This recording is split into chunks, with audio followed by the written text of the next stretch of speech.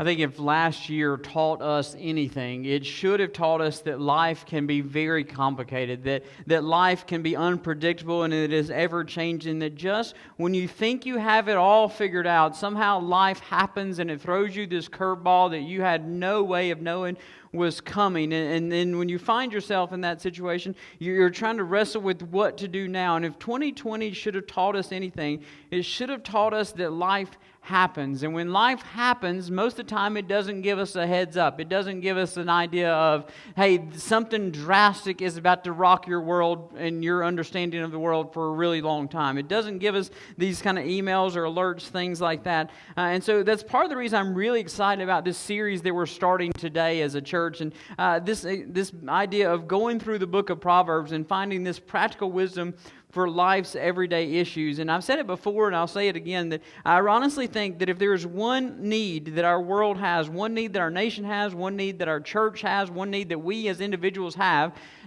probably one of the greatest things we need is biblical wisdom. Biblical, godly wisdom is the greatest thing that I think we need. And not just wisdom get us through everyday life, but wisdom that can really stand the test of time, even in these unprecedented, unpredictable, chaotic times when life throws you that curveball. And we need wisdom to know how to navigate those kind of things. And so I'm excited about this series, and I honestly feel like that as we work through this book and the book of Proverbs, it's going to take us a long time to do it. And I know many of you are participating with us in the Proverbs Challenge. We'll talk about that in a little bit. But as we work through this book, I have this feeling that if we will follow the wisdom of this book, then 2021 will be a much better year than 2020 was. Maybe not just for you as an individual, but I would say that if we as a church or we as a nation and we as a world would follow the wisdom of Proverbs, that we'll find that 2021 will be the greatest year that we've ever had.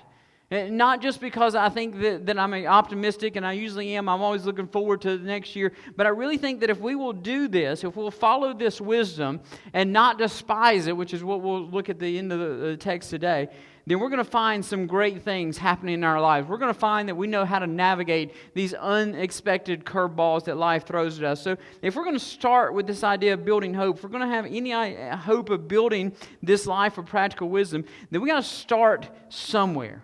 And the best place to start is with this solid foundation, these foundational questions. And so today, we're going to look at the foundations of biblical wisdom. And we're only going to make it through the first 7 chapters of Proverbs. And honestly, we could make it through the first 3 or 4 and probably be sufficient. But we're going to make it through the first 7. And we're going to ask some of these very foundational questions like, what is biblical wisdom? Where does it come from? And who actually needs this biblical godly wisdom? And now that we've kind of, and those sound like simple questions and easy questions to answer, but if we're going to build our life on this, then we got to start there. We got to build this foundation, and it's got to be solid.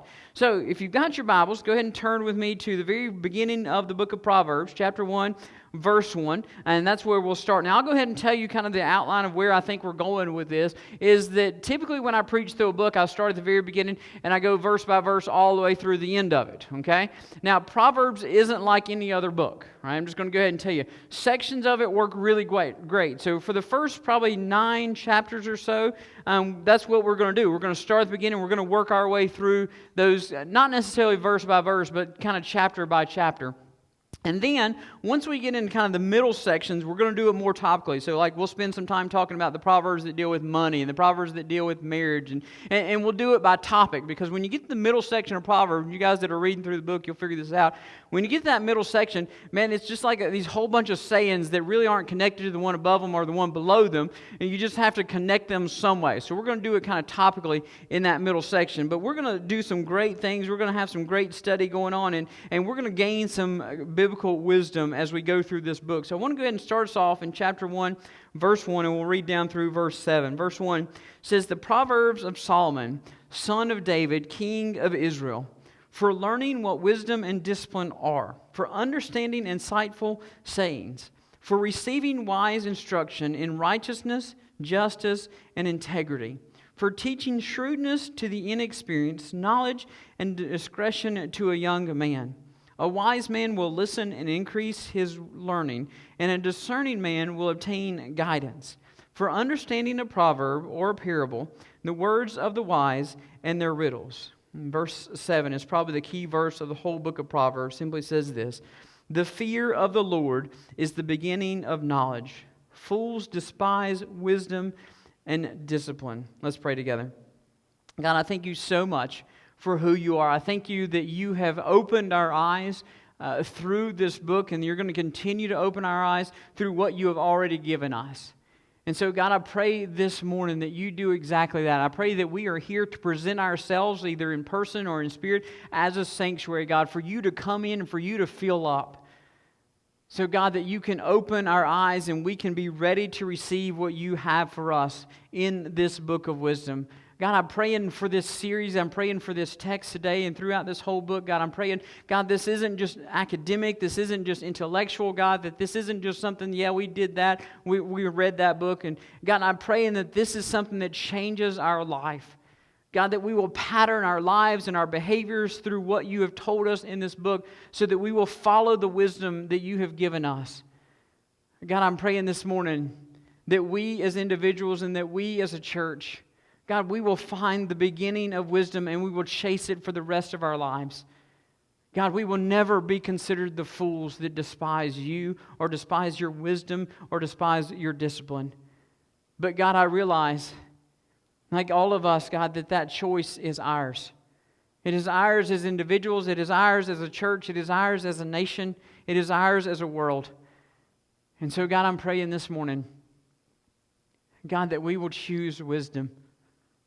God, I'm praying this morning that we will choose the words that you have given to be a guide for us, to be a light for us, to be the direction that we take. God, I'm praying that we will find this practical wisdom that we can apply to our everyday life. God, that we can find this practical wisdom that we can apply when the world falls apart. We can stand on this solid wisdom that you have given us. And so, God, I pray this morning that we will start with the very basics. We'll start with this foundation of what this is and what it looks like and what we should be striving for. And so, God, I pray that even now in this moment you are speaking to us. God, that you are giving words to us to hear your truths. God, that we will leave here changed, knowing that we have started a work in us. God, that it will direct our path from this moment on because we have chosen to fear and respect you above all else. Father, in Christ's name we pray. Amen. When I got out of college, I started what most college graduates do. I started looking for a job. And so my goal was to be a science teacher. That's really what I wanted to do and what I thought God was directing me to do. And so I started what everybody does. I started filling out the applications, and I started getting some phone calls and doing some phone interviews. And the phone interviews sometimes landed to in-person interviews. And there was one principal that I interviewed with, and it's the principal that eventually hired me. But I will never forget this interview as long as I live, because it was one of those, it was just almost scary because you realize what was writing on it. And so this interview started like every other interview. He invites you in, you go and sit down in his office, and he's on one side of the desk and you're on the other, and he's just going over some things and asking you questions, and what do you think about this, or how would you do this? And so then we sat in his office for a little while, and he looks up at the clock and he realizes what time it is, and he said, "Well, I've got to go do lunch duty now. And so if you'd like to, you're more than welcome to walk with me and stand, and you can see a little more of the school, and you can stand in the cafeteria, and we can continue this conversation if you'd like to." Now, I'm no idiot, okay? I know that when you're in a job interview and somebody invites you to lunch, you go to lunch with them, okay? Even if it's to go do lunch duty, I know that you do that. So we did. We went and we stood in the cafeteria, and we stood there, and we were watching all these students get their lunch and eat their lunch. And so I got to do lunch duty even before I was officially hired there to do lunch duty, and I had to do it lots of times after that. But it was kind of fun because like he would say, "Hey, look at those kids over there. What should you do about that?" And so I'd have to go over there and talk to them. They just kind of looked at me like, "Who are you and where did you come from? We don't even know you." And so I did that. And then as we stood there and as we were talking to each other, he was telling me some things that were going on in the system, in the county system, and things that are going on in the school, and asking him questions about that. And this was the great part of the interview. And then he said, "Well, there is kind of one kind of controversial thing that's going on in our system right now." And I was like, "Oh, we're going to get the good stuff here. Like this is I'm going to get the dirt going on right here." And so then I said, "Well, what are you talking about?" And he said, "Well, this year, our county has missed so many days of school, either because of snow or floods or wind or for some other reason. We've had to cancel school so much more this year than we have in years past. And so the Board of Education and the county office, they are trying to figure out how to make up all these missed days of school. And so when I was a kid, the way you made up missed days is you had to go on like into the summer, or you missed spring break, or we even had this crazy thing called Saturday school a couple times where you had to go like for a few hours on Saturday. And so that's what we had to do. But for this county had missed so many days, they were trying to figure out how to make up all these days. And so instead of applying for a waiver and saying, hey, state, can we have a couple days excused, or adding days to the calendar, they came up with a different solution. And their solution was that they were going to divide up the time that was missed into 15-minute increments, and they were going to add that to the end of each day. Okay, so each day of school was going to be extended by 15 minutes. So instead of getting out at 3 o'clock, you were now going to get out at 3:15. And so you're going to make up days worth of instruction in 15-minute increments. And this is what he explained to me. And so then this is the part of the interview that I won't forget, because this is the part where he looked at me. And by the way, this principal was very tall, and he looked down at me. And he explains this situation to me. And then he gives me this question. He says, what do you think about that idea? Now, he'd already told me this was controversial, but he didn't tell me which side he was on, okay? So here I am wanting a job, and I'm smart enough to know, go to lunch with the man, but I'm not smart enough to figure out at this point, like, I was supposed to read something into this question that I didn't pick up on, okay? Because I don't know, and I realized that at this way, the moment this question, my answer to this question, could determine if I'm going to get this job or not. And so he's sitting there looking down at me, and I looked at him, and I was like, well, I'm going to be honest with you, sir. I don't know that is the wisest way to make up a school day. I don't know that that's the best option, because I think it would be really hard for me as a teacher and for kids to kind of take a whole day's worth of instruction and section it out in these 15-minute increments. And I think there may be a better option that maybe somebody should have looked at, and maybe that was the only one, but I don't know that was the best option. And then I held my breath, because I didn't know if that was the right answer. And then all of a sudden he kind of smiled just a little bit at me, and I realized that I'd given him the right answer, and he said, yeah, that's what I think too. Especially since the fact that these kids have 4 classes a day, which means if you take that 15 minutes and you divide it by 4 classes, that means that each of them now gets an extra about 3.5 minutes per class period to make up for a whole day's instructions. And he said, I know that after teaching for 90 minutes, that extra 3.5 minutes per day is really going to make a world of difference to these kids and these teachers. And I was like, I like this guy. And then he looked at me, and this is the part I'll never forget about this part. He says, or I looked at him and I said, yeah, I just, it sounds like one of those ideas that sounded really good on paper, but just doesn't make practical sense. And then he looks at me, and this is the phrase that I'll never forget. He looked at me and he says, the only thing common about common sense, it's not very common anymore. And in fact, I have discovered that the higher your degree is and the more authority you have, the less common it really is.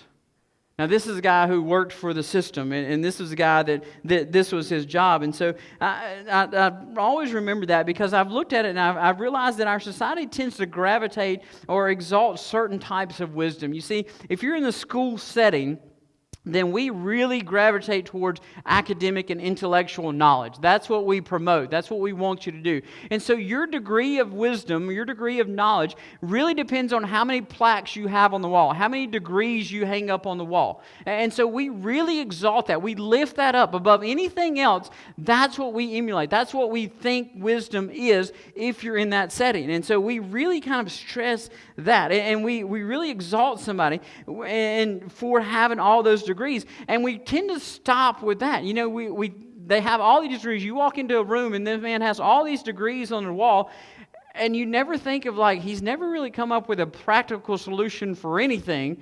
He's just went to school for a really long time. He's never really had any moral or ethical decisions that have been kind of important. And all that matters is these degrees that hang on a wall. And for some people, we take a different approach. For some people, it's not academic knowledge, it's skillful knowledge, or what you can do with your hands. Or if somebody can offer you a quick solution to a problem, that's who we gravitate towards. That's who we find wisdom. We say, oh man, that guy is so smart.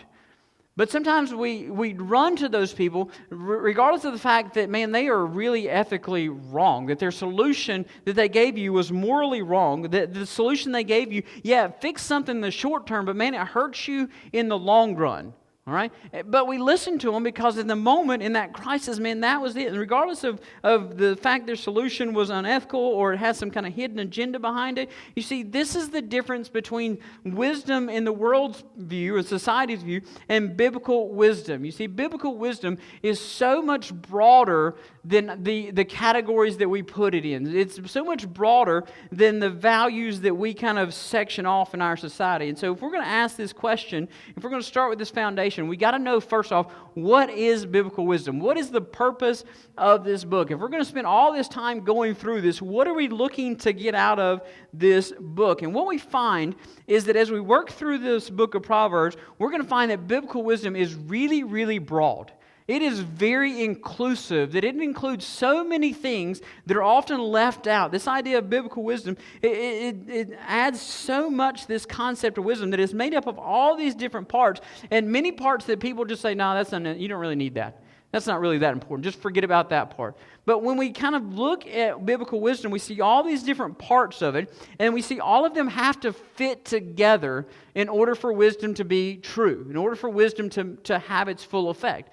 And so as we look in this, and when we find out that Solomon writes this book, he starts with his introduction, this broad biblical definition of biblical wisdom. And so, to be honest with you, it tells you in chapter 1, verse 1, that these are the sayings or the Proverbs of Solomon, the son of David, king of Israel. Now, I'm going to go ahead and tell you, spoiler alert, he didn't write all of the book. Okay, there's parts of this book that he didn't write. There's other parts that he wrote, but somebody else collected for him. And so we'll get to all that stuff later. But he does write this introduction. And in this introduction, he gives us these foundations. This is the definition. This is what biblical wisdom is. And it includes these different parts. Now, if you remember when we were reading through those first few verses, you kept hearing one word over and over and over, which is a key sign. You need to pay attention to it, right? And the word was for, not F-O-U-R, but just F-O-R, right? This is the reason he is writing, okay? So if we'll just real quick go back over them, he says that I'm writing this for learning, for understanding, for receiving, and for teaching. This is why Solomon is writing this book. And so all of those in kind of our English mindset, these are all really the same thing, right? That he's just giving us wisdom. And so in our English perspective, what he's doing is he's just repeating himself over and over and over. But he's not. Okay? Because just like those are different English words, they're also different Hebrew words. And each one of those different Hebrew words really carries with it a different nuance, a different understanding of what wisdom is and a different part of wisdom. And so we're going to kind of work through this. And the very first thing we find out about biblical wisdom is that it has to be practical. There has to be some purpose and some application of what we're supposed to be learning. Right? And we see that in the very first line of verse 2. Solomon writes this. He says, for learning what wisdom and discipline are. And he uses this great word, this Hebrew word for wisdom. And it's called, the Hebrew word is hokman. Okay? And I kind of think of like Hulk being the Incredible Hulk and then man. Just put those two together and that's what you got. You got Hulkman. Okay? And so he uses this word. In fact, it's one of his favorite words. He uses it 41 times in the book of Proverbs. Now, there's only 31 chapters, but he uses this word 41 times. And it carries with it this idea of common sense. It carries with this idea of being able to cope with a situation in daily life and these daily problems. And it really carries with this idea of being skilled in something or having some kind of skill set. Okay? So we know that because this word is used other times in the Bible. In fact, one of the first times it's used is in the book of Exodus. And in the book of Exodus, God has given Moses all these instructions on how to build the tabernacle and the dimensions of it. And here's what this needs to look like and here's what that needs to look like. And Moses is not the man that's going to do that. He's not building any of it. But what God tells him, he says, listen, I've equipped other people to do this. I've selected other people to do this. And he uses this word to tell them that they have the skills to do this. In fact, if you look at Exodus chapter 31, in verse 6, he tells you, chapter 31, he starts with, hey, I picked this guy. And then the first part of verse 6, hey, I picked this other guy. But then in the last part, these guys are going to oversee this. And I want you to see this in verse 6 of chapter 31. He says, I have placed wisdom, chokmah, that's the word, okay? I have placed wisdom in every skilled craftsman. Okay? Now that phrase, skills craftsman, in the Hebrew is chokmah leb. It literally means the wise of heart. So I have placed wisdom in the heart of those who are skilled, or in the heart of those who are wise, in order to make all the things that I have commanded. You see, there's this skill set that God has given them to do what God has told them to do. They have this ability to work with their hands. They have this ability to craft metal, to craft wood, to sew. They have the ability to do all the things that God has commanded. They are skilled craftsmen. They are wise at heart. So biblical wisdom has to be practical. It has to be something that has common sense. So it has to be something that we have the ability to use and something we have the ability to do. What he's really getting at is if you read the whole book of Proverbs and you don't do something with it, then you didn't gain any biblical wisdom. That you need to do something with what you're learning. I'm going to say that's not just true of the book of Proverbs. I'm going to say that's true of all of God's Word and all of God's Scripture to us. That if it doesn't compel you to do something, then you really didn't get what you were supposed to get out of it. Now, as you read through the book of Proverbs, some of you are going to read some things, especially when you get to the middle section of it, you're like, well, dude, that's just kind of common sense. Like, doesn't everybody know that? And then I need to remind you of what that principle said. The only thing common about common sense is that it's not very common. You see, what may be common for you may not be common for everybody else. Okay, let me give you this idea. If you grew up on a dairy farm, then milking a cow is common sense. Okay, you squeeze the udders and milk comes out. Okay, that's common. Everybody knows that who grew up on a dairy farm. But if you grew up downtown Charlotte and you've never even seen a cow, then the very last thought of your mind is that you're going to walk up to this thing and squeeze its udder and you're going to drink what comes out of it. That's not common. That's crazy. Okay? But for somebody who grew up on a dairy farm, that's common. And so realize that as you read through this, you're going to say, well, yeah, everybody knows that. No, they don't. Just because you've had an experience in your life that God has given you wisdom for already doesn't mean that everybody else has walked that same path. And so there's going to be times that we read through something in the book, and you're like, dude, everybody knows that. That's just common sense. Realize that no. If it was so common, he wouldn't have to write it in the book. But it's there because he wants you to realize that there's practical common sense. There is stuff in this book that is going to affect the way you live your life. And so he's teaching us skills. He's teaching us common sense. And biblical wisdom always has to be practical. And then it has to do with our life and how we do life in this world that we live in. But see, for some of us, we think we're good to go because we have all the biblical wisdom. We have all this common sense stuff down pat. And we're tempted to really negate the second part of biblical wisdom. You see, the first part is that it's practical. The second part is that it's intellectual. Okay, it is really mind engaging. It's kind of academic in its pursuits. You see the second four that we find in verse 2. He goes back to the first verse, or the first part of the verse. He says, for learning what wisdom and discipline are, for understanding insightful sayings. In the Hebrew, Solomon uses this play on words that kind of gets lost in translation. What he literally says is that you're understanding sayings of understanding, or that you can know and comprehend sayings of knowledge and wisdom. Okay, so he uses kind of the play on words there that we don't really get. And so understand that when we get to biblical wisdom, what he's saying is there are people that came before you that said some really smart stuff. And you need to pay attention to that. Okay, that we need to engage in a study of history because there's wisdom within the history that God has brought us through. Okay, there's wisdom in all the generations that come before us. I don't know if you've seen it online, but I read just the other day on Facebook think about someone who was born in 1900. And oddly enough, my grandfather was born January 1st of 1900. Okay? So as I was reading, that's what sparked my curiosity. As I was reading this, it started going through all these things that have happened to somebody who was born in 1900. Right? By the time they were 11 or 12, the world was in World War I. By the time they were 18 and 19, there was this global pandemic that was stretching the globe and killing millions of people. By the time they were in their 40s, they'd already been plunged in, or in the 30s, they saw Nazism come to its extreme. And in the 40s, they were battling in World War II. And then they come back, and there's all this great stuff going on. And then there's the crash of the stock market before all that. And so all of these things that we think the generations before us never understood, guess what? They've lived through it. Guess what? There's wisdom that they brought. And how foolish are we to think that they don't have lessons to teach us? And so we need to study history, one, because there's lessons in history that we should have learned a long time ago that we didn't learn, and so we need to go back and pick those things up. We need to go back and say, hey, listen, this was a good idea then, it's probably still a good idea now. Or this was a terrible idea then, probably still a terrible idea now. We have wasted so much wisdom by writing off the generations before us, by writing off the knowledge and insightful sayings that people said beforehand. Don't write them off. You see, that's the reason we engage academically in the study of history. It's also the reason we engage academically in the study of science, and this is kind of a key one for me. I want you to think about for a moment. There's been great discoveries that we would be foolish to turn a blind eye to. How foolish would it be if every generation had to start over? Think about that for a moment. What if every generation was born in the dark and you had to discover light and electricity within your generation? And then when the next generation came, they had to start all over with trying it all again. That'd be foolish. What if every generation turned its eye on antibiotics or all the medicine that we have? Think of how crazy that. What if every generation literally had to reinvent the wheel?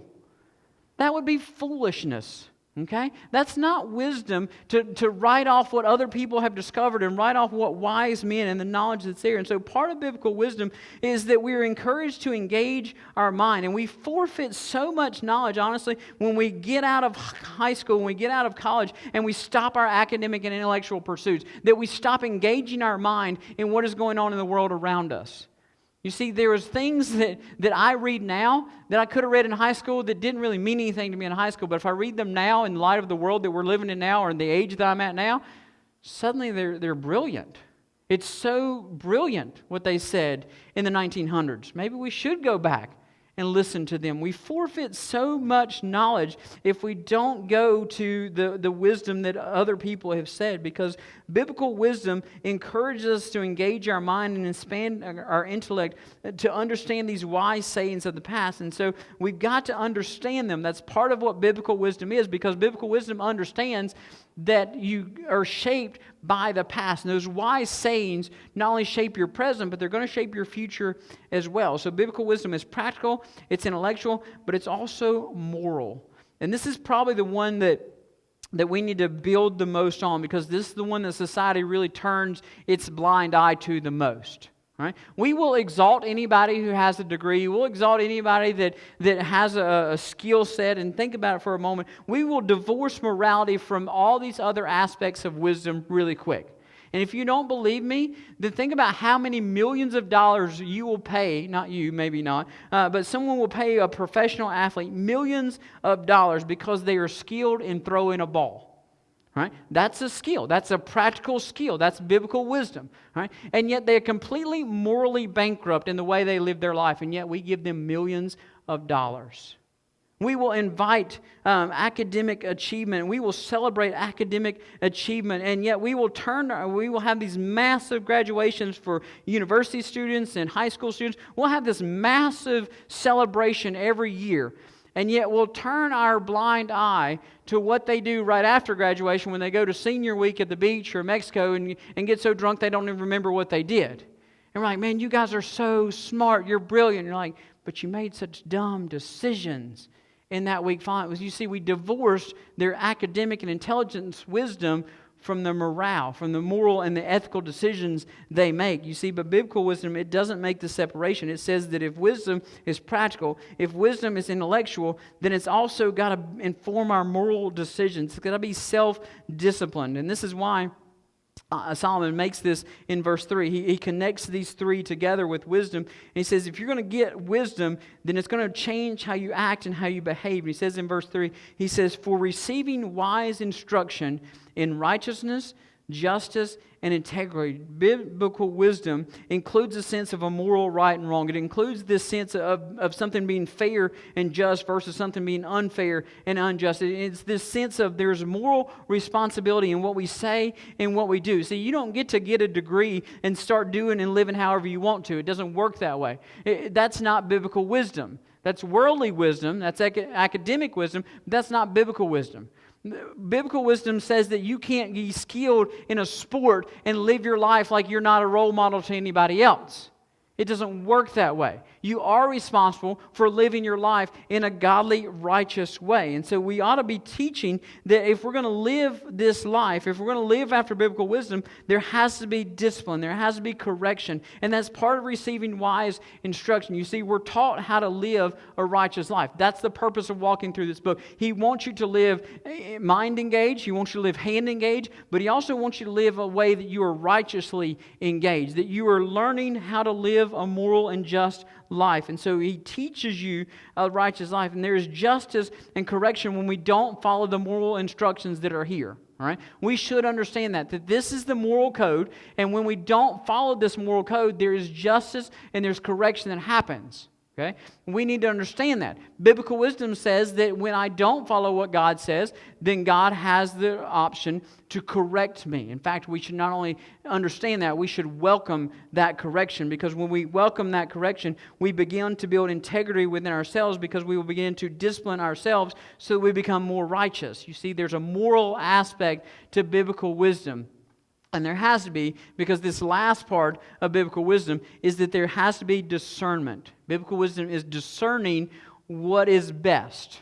Okay? And so we see this biblically, this idea has to do with seeing the reality that's not right in front of you, that's seeing beyond the first impression. Solomon says this in verse 4. He writes that this is for teaching shrewdness to the inexperienced. Shrewdness is sometimes translated prudence. And in this context, it means that you can see the reason behind something, or the ability to discern and think through a complex matter and try to figure out the best solution. And he writes this to those that are inexperienced or those that are gullible, right?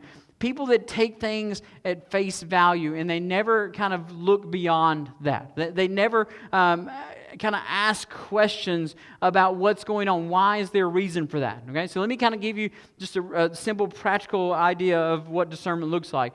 If you were to walk outside from this church here in just a few minutes, you're to walk outside and some guy meets you in the parking lot and there's this really shiny, red, almost brand new looking car sitting in the parking lot, and he says, "Hey dude, I want to sell you this car.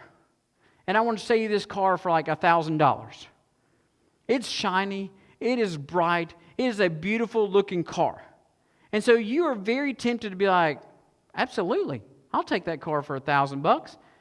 You see, but discernment says there's more to this story than some dude showing up in a parking lot with a shiny car for $1,000. There's something not right about this situation. Either there's a problem with the car that he's really trying to get rid of it, or maybe he's trying to get away from the car. Okay, maybe the car is stolen or something like that. And so biblical wisdom says that you got to ask these kind of questions. You got to move beyond just the shiny exterior. You got to not judge the book by the cover. You got to be willing to ask these questions like, "Hey, what's going on under the hood of this car that you're selling to me for $1,000? What's going on? What makes this thing run or not run?" Okay, and you take that out of the physical into the kind of the more ethical thing. Someone wants you to join a group that they're part of. Discernment says, what's in it for them? Why do they want me to be part of this group?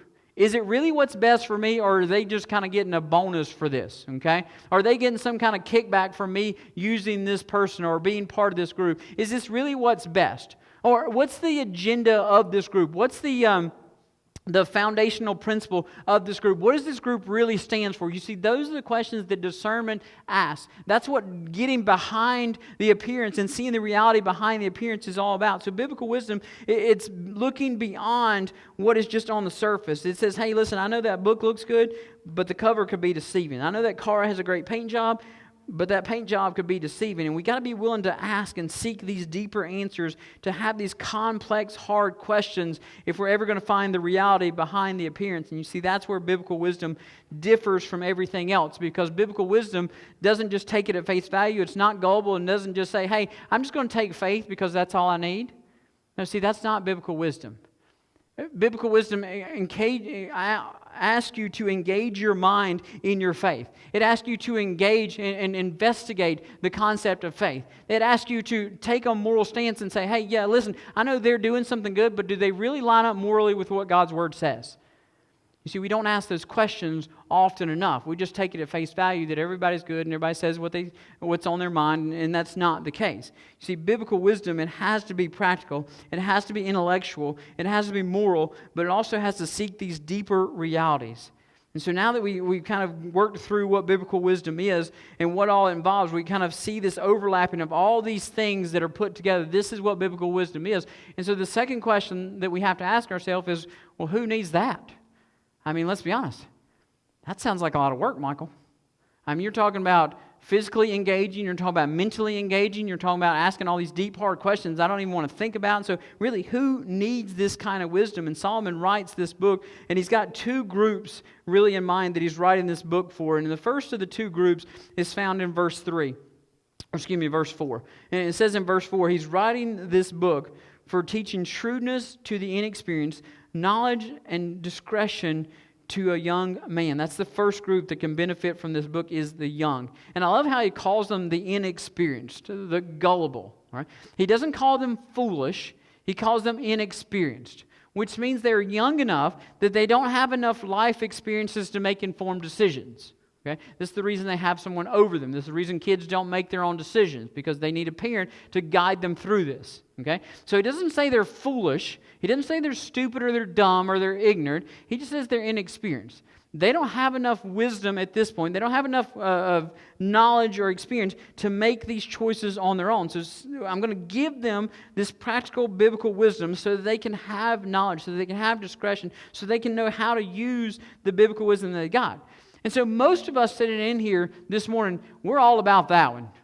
Yeah, you're right, Michael. Solomon, you are right on. This is that common sense part. Because yes, absolutely, our kids, our young people, man, they need this wisdom. They need this book, man. They need all of this. We're quick to throw it on them. But that's not the only group he talks about. You see, he goes on in the very next verse to say this. He addresses the second group who need biblical wisdom. He says, as a wise man will listen and increase his learning, and discerning man will obtain guidance. You see, the second group that needs biblical wisdom is the wise and discerning. You see, I find it interesting. He doesn't contrast young and old. What he contrasts is inexperienced and don't have enough experience with those who are experienced and those who are wise. And I think mainly he knows better than to say that older people are wise, because not everybody who's old is wise, okay? It's not the case, all right? There is wisdom that comes with age, only if we choose to follow and understand that wisdom, all right? So he doesn't contrast that to. What he contrasts is those who don't have experience and those that do have experience, those that are trying to figure things out and those that already have things figured out. And so let's be honest, you really fall into one of those two categories. You're either too young to know better and you need to know better, or most of us think we're wise enough that we've already made these decisions. We've already made this. We've already figured this out. And so what he says is, hey, listen, even if you're wise, you still need wisdom. Even if you're wise, you still need this book. And you're like, well, no, you don't, because you're already wise. But he says that you will increase your wisdom. You will increase your understanding. So what he's saying is, listen, that wisdom is not a goal to achieve. You don't get to graduate from biblical wisdom. You don't get a diploma on your wall and says, hey, I am done. I know all there is to know. I think one of the most ironic things about my office is the degree that I have hanging in my office. It says I have a master's of divinity, which if you think about it, that means I have mastered the divine. That came from a seminary. That's the worst degree ever, okay? Because what I learned about the divine in seminary is that I am so far beyond and so far away from ever mastering the divine, all right? You see, what I learned in seminary is not that I'm wise because I got a degree. It's I'm wise because I continue seeking after the knowledge that is there. You see, that's where wisdom is. It is not that you obtained it. It is simply that you were smart enough to realize that you don't ever graduate. Wisdom is not a goal that you obtain. It's a pursuit that you spend your whole life on. And so if we're truly going to have biblical wisdom, We've got to understand it's not just for young, it's for all of us, that we need to, this idea that we can stop learning. I got to tell you, as a youth minister in a former position and a pastor now, one of the saddest things I see is families that think kids need wisdom but parents don't. One of the worst things that I saw is in youth ministry and children's ministry was kids that got dropped off at church and parents went home. Because you know what that tells your kid? This is only kid stuff. And when you get old, you either know it all or it's really not important anymore. You know what that teaches a kid? That just like Sunday morning cartoons are great, but when you get a certain age, you don't watch Sunday morning cartoons anymore because you don't need them. You got other things to do. You got more important stuff to do. You know, that's what you teach your kids when you drop them off at Awana. That's what you teach your kids when you drop them off at Gospel Rider. When you drop them off or you let them go to church by themselves, you teach them that this is just kid stuff. And that once you get to my age, you don't need this anymore. That you have learned it all, that there's nothing else for you to learn, that you have mastered the divine, if you will. And I got to tell you that nothing is further from the truth. If anybody needs wisdom, it's going to be a parent who's trying to parent a kid in a godly way. In a world that is so ungodly. You need wisdom. And I'm going to tell you, there is no point in your life that you have mastered everything. There's no point in your life that you can come and you say, I've done it. I've learned all there is. I don't need anything else. I'm done. I know all the Jesus I need to know. I know all the godly wisdom I need to know. I'm just done and I'm going to stop. Now see, what you need to do is realize that you don't know anything. And you need to keep pursuing it. And when you think you're wise, you're not. The wise one is the one who says, I don't know enough, and I'm going to keep pursuing this on and on and on. And so this brings us to our final question. And this last question we're going to deal with is, if we are the ones who need biblical wisdom and it's going to benefit us so much, then where do we get it from? And how do we start if it's so extremely important? And what we find in the last verse that we read, verse 7, is kind of the capstone on this whole book, is that where you start your pursuit of wisdom is the single most important thing of all. I read a story this week about this world-class runner that lived in New York, and she got invited to this very elite race in Connecticut.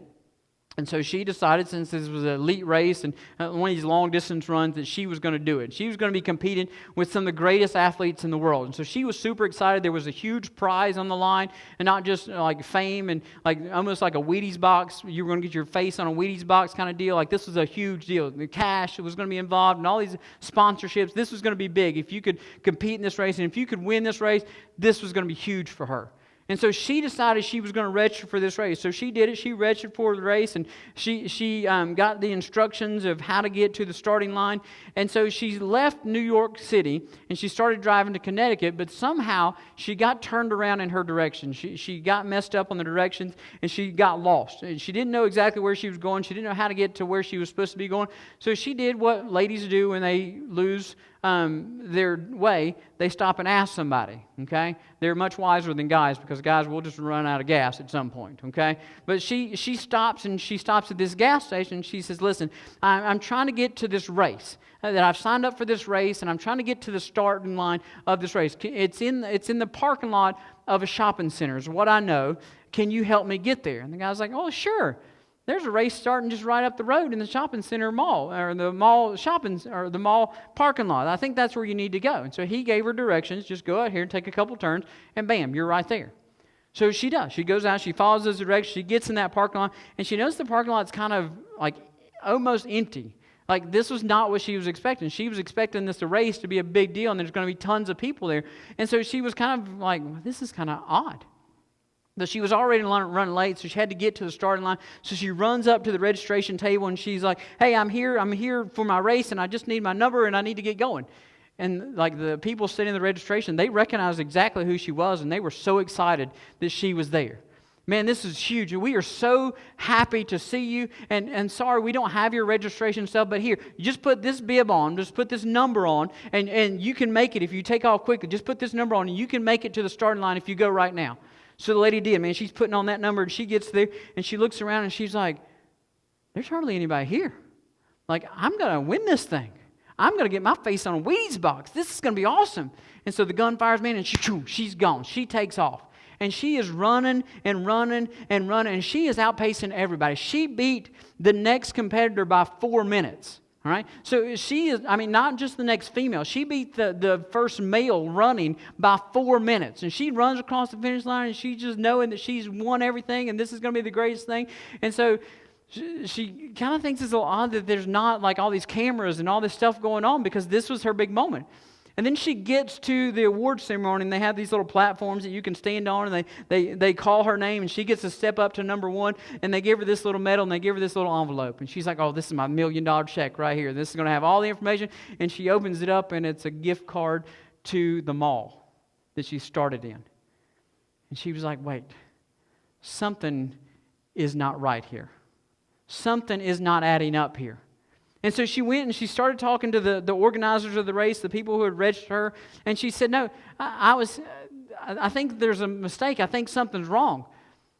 I think that something is missing in this whole process. And they're like, no, this is all there is. This is what you ran for. This is what you were trying to get, was this gift certificate and the medal that you got.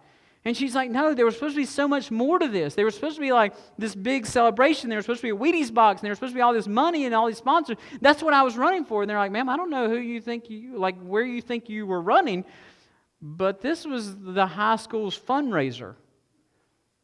And she said, wait, I ran for a high school fundraiser? And they said, yeah, what do you think you were running for? She said, well, I thought I was running for this really elite competition. And she told them the name of it, and they're like, no, ma'am.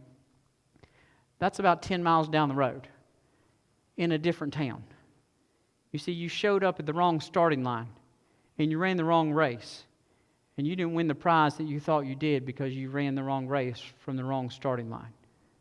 You see, and Solomon very quickly tells us that where we start this race of wisdom is extremely important, because it doesn't just make a difference in our start. It makes a difference in the course that we run and what we get when we finish the race. And he says in verse 7 of Proverbs chapter 1, he says, the fear of the Lord is the beginning of knowledge. Fools despise wisdom and discipline. You see, true wisdom can't come from our human efforts. It can't come from our energy or our ingenuity. It has to start in the right place. It has to start with this fear and this reverence of the one who holds all wisdom. It has to start with the one who created us and holds us in His hand. It has to start with recognizing that He is the source of all knowledge and all wisdom and all understanding. I like how one author put it. He says that what the alphabet is to reading, notes are to reading music, and numbers are to math, the fear of the Lord is what it is to obtain and reveal wisdom and knowledge throughout this book.